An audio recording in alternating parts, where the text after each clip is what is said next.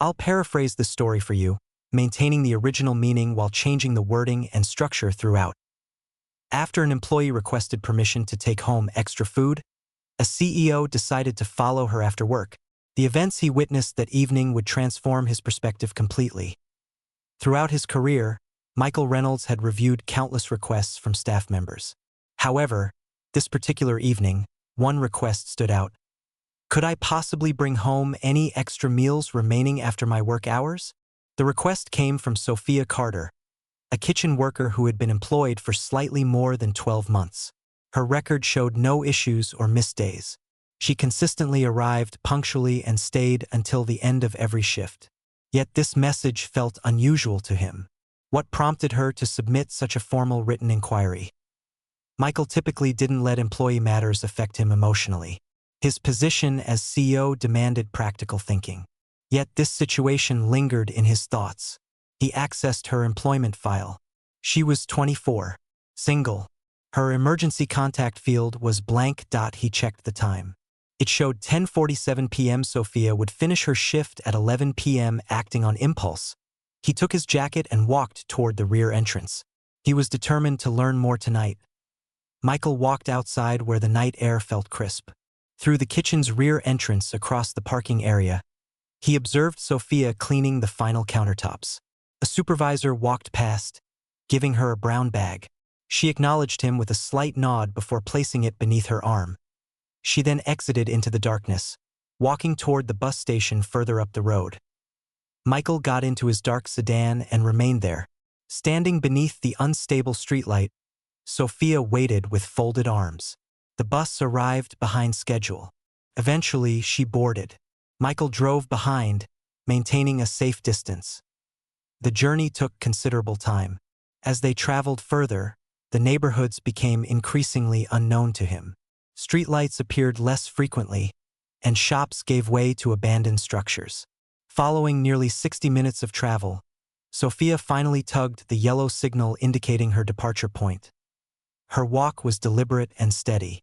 She rounded a corner and vanished behind a line of vehicles. Michael proceeded cautiously. What he discovered next surprised him. It wasn't an apartment building. It wasn't even a modest home. It was a mobile home. Sophia approached the entrance, holding the paper bag while she cautiously opened the lock. A weak light switched on inside. Michael stopped his vehicle at a reasonable distance.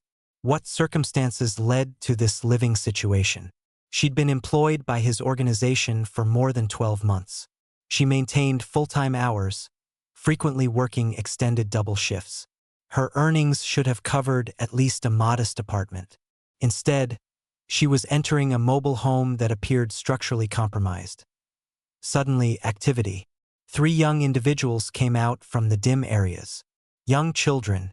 Sophia had barely placed the bag down when they surrounded her, embracing her middle. She chuckled quietly, her weariness briefly giving way to tenderness. Michael felt his throat tighten. These weren't her own children. Their ages made that impossible. Perhaps they were her younger siblings. An elderly woman, appearing fragile and moving with difficulty, came into sight. A grandmother figure.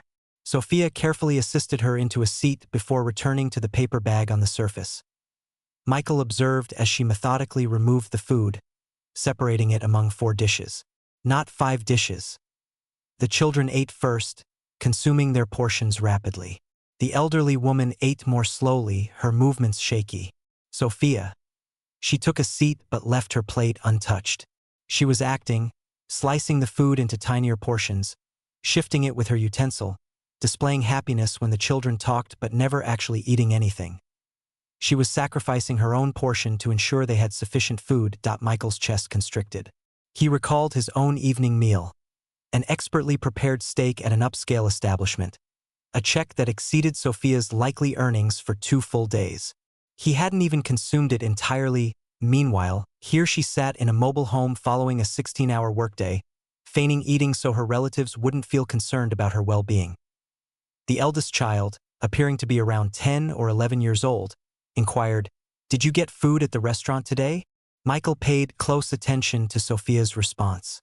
For an instant, her expression shifted. the slightest moment of uncertainty before she manufactured that same weary smile and provided a false answer. Yes, I ate something before. The boy looked at her skeptically, though he remained silent. Michael felt nauseated. This wasn't an isolated incident of missing dinner. This was habitual. She had probably been repeating this for many weeks, potentially months. Within the mobile home, Sophia eventually rose, collecting the used dishes. The children released exhausted yawns, heading toward a small divided space at the rear. The grandmother moved toward what appeared to be a reclining chair rather than a proper bed. Michael peered closer. The mobile home was cramped, extremely cramped. No additional room existed, no separate sleeping quarters. Then he noticed it. A slim mattress, hardly more than padding, positioned in the corner beside the kitchen. A solitary blanket carefully arranged at its end. This was Sophia's sleeping area. Not a private room. Not even a sofa. Simply a thin mattress placed on the ground, following extended double shifts, after remaining on her feet for countless hours before a heated cooking station, after spending entire days preparing meals for customers. This represented her resting place each night. Michael shut his eyes, controlling the fury building inside him. This situation was unacceptable. And for the first time in years, he understood that merely feeling sympathy wasn't sufficient. Michael needed to take action. And the time was now. Michael remained awake that night. He was unable to return home. He stayed in his vehicle instead, watching the mobile home well after the interior lights went dark. His thoughts were turbulent. How had this escaped his notice? How many additional employees resembled Sophia, quietly enduring hardship, appearing at work cheerfully while experiencing hunger?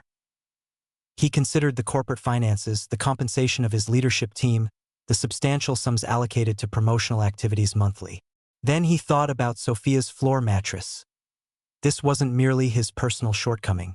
This represented a systemic organizational failure, and he held ultimate responsibility. Michael retrieved his phone and browsed his contact list. He immediately pressed the call button. After 2 rings, a sleepy voice responded. "Sir, it's after midnight. Is there a problem?" His operations director had answered. "Yes," Michael stated decisively. "There absolutely is a problem." Silence followed on the line. "What problem?" Michael looked at the mobile home once more before starting his engine. "We're implementing changes. Everything needs fixing. Beginning tomorrow morning." He disconnected immediately. This wasn't open for debate.